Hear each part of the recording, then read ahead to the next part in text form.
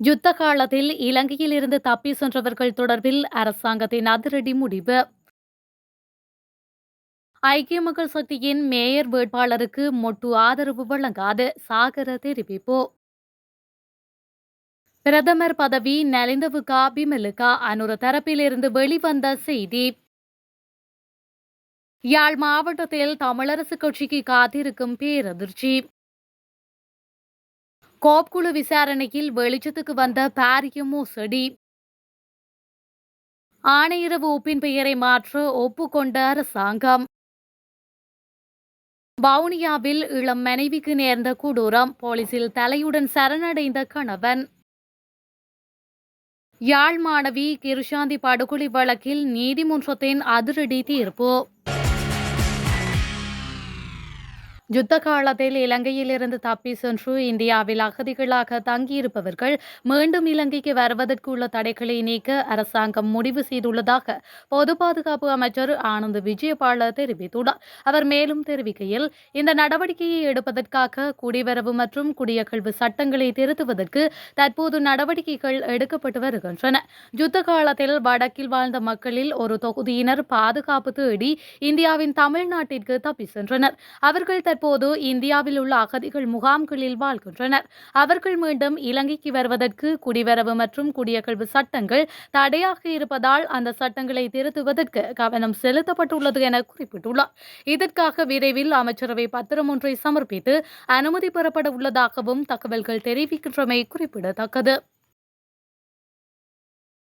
ஊழலை இல்லாதொழிப்பதாக குறிப்பிட்டுக் கொண்டு ஆட்சிக்கு வந்த தேசிய மக்கள் சக்தி உறுப்பினர்களை விலைக்கு வாங்கி கொழும்பு மாநகர சபையில் ஆட்சி அமைக்க முயற்சிக்கின்றது என ஸ்ரீலங்கா பொதுஜன பெரமுனவின் பொதுச் செயலாளர் சாகர காரியவசம் தெரிவித்துள்ளார்.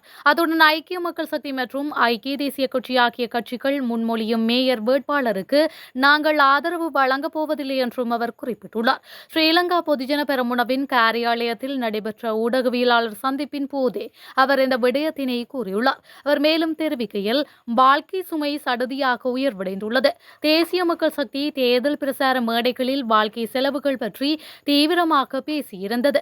ஆட்சிக்கு வந்தவுடன் வாழ்க்கை செலவுகளை குறைப்பதாக குறிப்பிட்டது.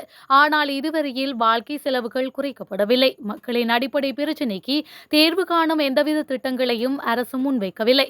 நிறைவடைந்துள்ள 6 மாத காலத்தில் பொருளாதார மேம்பாடு மற்றும் விருத்திக்கான நடைமுறைக்கு சாத்தியமான புதிய கருத்து திட்டங்கள் ஏதும் ஆரம்பிக்கப்படவில்லை. இவ்வாறான பின்னணியில் எவ்வாறு நடுத்தர மக்களின் வாழ்க்கை தரம் மேம்படும்? தேசிய மக்கள் சக்தி அரசு பொய் மற்றும் வெறுப்பை முன்னிலைப்படுத்தி ஆட்சிக்கு வந்தது. அரசின் உண்மைத்தன்மையை மக்கள் 6 மாத காலத்துக்குள் விளங்கிக் கொண்டார்கள். ஆனால் ஆட்சி அமைப்பதற்கான சிறந்த திட்டங்களை முன்வைக்கவில்லை. ஐக்கிய மக்கள் சக்தி மற்றும் ஐக்கிய தேசிய கட்சி ஆகிய கட்சிகள் முன்மொழியும் மேயர் வேட்பாளருக்கு நாங்கள் ஆதரவு வழங்கப் போவதில்லை என அவர் சுட்டிக்காட்டியுள்ளார். வவுனியாவில் இளம் மனைவியை கொடூரமாக கொலை செய்ததாக கூறி கணவன் போலீஸ் நிலையத்தில் சரணடைந்துள்ளார். 32 வயதான ராஜூட் சுவர்ணலதா என்ற தனது மனைவியை கொலை செய்த நிலையில் அவரின் தலையுடன் போலீசில் சரணடைந்துள்ளார். இன்று காலை புளியங்குளம் போலீஸ் நிலையத்திற்கு மோட்டார் சைக்கிளில் சென்ற இளம் குடும்பஸ்தர் ஒருவர் கையில் இருந்த பொலித்தீன் பையினுள் தனது மனைவியின் தலை இருப்பதாகவும் அவரை கொலை செய்து உடலை காட்டுப்பகுதியில் எறிந்துள்ளதாகவும் தெரிவித்துள்ளார். அதிர்ச்சியடைந்த போலீசார் குறித்த நபரை உடனடியாக கைது செய்தனர். அவரிடம் மேற்கொள்ளப்பட்ட விசாரணையின் அடிப்படையில் உயிரிழந்த பெண்ணின் உடல் சின்ன பூவரசங்குளத்திற்கு அருகில் அமைந்துள்ள காட்டுப்பகுதியில் இருந்து மீட்கப்பட்டுள்ளது. கணவன் மனைவி இருவருக்கும் இடையில் நீண்ட காலமாக குடும்ப தகராறு இருந்துள்ளதாக தெரிவிக்கப்படுகின்றது. இந்த நிலையில் இன்று காலை நொச்சிக்குளம் பகுதியில் இருந்து கணவனும் மனைவியும் ஒரு மோட்டார் சைக்கிளில் புளியங்குளம் நோக்கி சென்றுள்ளனர். இதன்போதே சின்ன பூவரசங்குளத்திற்கு அண்மித்த காட்டுப்பகுதியில் குறித்த கொலை சம்பவம் இடம்பெற்றுள்ளதாக தெரிவிக்கப்படுகின்றது. சம்பவத்தில் யாழ்ப்பாணத்தை சேர்ந்த சுகீர்தரன் என்ற குடும்பஸ்தரே கொலையை செய்ததாக தெரிவித்து போலீஸ் நிலையத்தில் சரணடைந்துள்ளார். சம்பவம் தொடர்பாக புளியங்குளம் போலீசார் விசாரணைகளை முன்னெடுத்துள்ளமை குறிப்பிடத்தக்கது. தமிழர் தேசிய பரப்பில் சமீப நாட்களில் இடம்பெற்று வரும் கட்சிகளின் கூட்டுணைவு என்பது உள்ளூராட்சி சபைகளை கைப்பற்றுவோம், ஆட்சியை நிலைநாட்டுவோம் என கூறிய தமிழ் தலைவர்களுக்கு அதிர்ச்சியையும் மகிழ்ச்சியையும் வழங்கியிருக்கக்கூடும். இது கட்சிகள் சில செய்து கொண்ட ஒப்பந்தங்களின் அடிப்படையில் மாறுபடும். இவ்வாறு தமிழர் தரப்புகளால் உள்ளூராட்சி சபைகளை கைப்பற்றும் நோக்கில் எடுக்கப்பட்ட இவ்வாறான முயற்சிகள் எதிர்கால அரசியல் நகர்த்தலுக்கு முக்கியத்துவம் வாய்ந்ததாக பார்க்கப்படுகின்றது. உள்ளூராட்சி சபைகளின் மேயர், தவிசாளர், உதவி மேயர், உதவி தவிசாளர் தெரிவுகள் இந்த வாரம் இடம்பெறவுள்ளது. அதன் எதிர்பார்ப்புகள் சூடுபிடித்துள்ளது. பேச்சுவார்த்தைகள், ஆதரவு கோரிக்கைகள் என்பன பல தரப்புகளாலும் பல கட்சிகளாலும் முன்வைக்கப்பட்டு வந்தாலும் இன்று வரை எந்த கட்சியும் ஆட்சியை நிலைநாட்டுதல் தொடர்பில் உறுதித்தன்மையற்ற நிலையில் காணப்படுகின்றன. இதற்கமைய தங்களது ஆட்சியை எங்கும் என கூறிய தமிழரசு கட்சியின் யாழ் உள்ளிட்ட வடக்கு மாகாணத்திற்கான உள்ளூராட்சி சபைகளின் ஆதிக்க நிலை இங்கு நோக்கத்தக்க விடயங்களில் முக்கிய ஒன்றாகும். பிரதமர் பதவியில் மாற்றம் அல்லது அமைச்சரவை மறுசீரமைப்புக்கான செய்திகளை அமைச்சரவை பேச்சாளர் அமைச்சர் நலிந்து ஜெயதிச நிராகரித்துள்ளார்.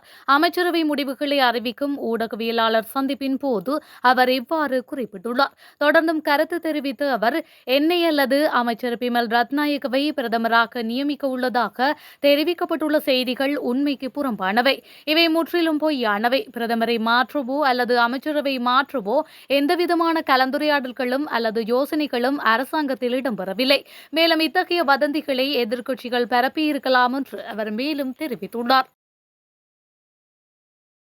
யாழ்ப்பாணம் ஆணையரவில் உற்பத்தி செய்யப்படும் உப்பு ஆணையரவு உப்பு என மறுபெயரிடப்பட்டு உள்ளூர் சந்தையில் வழங்கப்படும் என்று கைத்தொழில் மற்றும் தொழில் முயற்சி மேம்பாட்டு அமைச்சர் சுனில் ஹிந்துநெத்தி தெரிவித்துள்ளார்.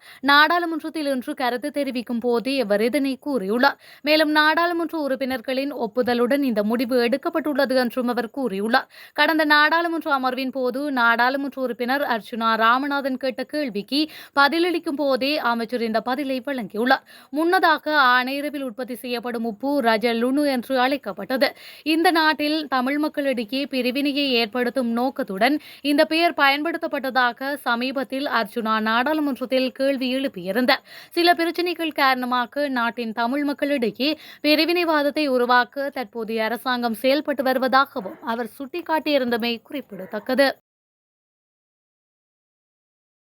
2024ஆம் ஆண்டில் வருடாந்த செயல் திட்டத்தில் இல்லாத 2 திட்டங்களை செயல்படுத்த இலங்கை வெளிநாட்டு வேலைவாய்ப்பு பணியகம் எந்த திட்டமிடலும் இல்லாமல் $1 பில்லியன் மேல் செலவிட்டுள்ளமை கோப் குழு விசாரணையில் தெரியவந்துள்ளது. 2024ஆம் ஆண்டில் தொழிலாளர் மற்றும் வெளிநாட்டு வேலைவாய்ப்பு அமைச்சினால் 5000 புலம்பெயர்ந்தோர் தொழிற்சங்க உறுப்பினர்களின் பங்கேற்புடன் 3 மாகாண அளவிலான கூட்டங்களை நடாத்துவதற்கான புலம்பெயர்ந்தோர் இயக்க திட்டத்திற்கு $63 மில்லியன் மேல் செலவிடப்பட்டதும் விசாரணையில் வெளிவந்துள்ளது.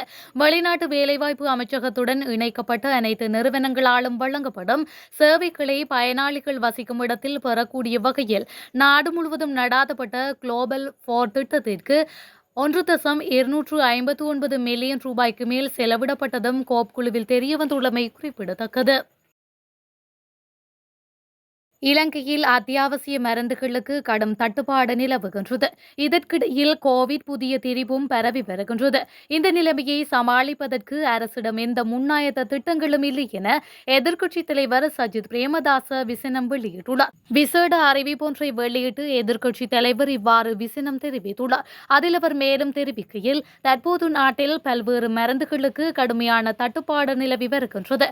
சுகாதார அமைச்சின் மருந்து வழங்கல் பிரிவில் 180 வகையான மருந்துகளுக்கு தட்டுப்பாடு நிலவுகின்றது. இதனை கட்டுப்படுத்துவதற்கு முறையான திட்டம் முன்னெடுக்கப்பட வேண்டும் என்று அவர் குறிப்பிட்டுள்ளார்.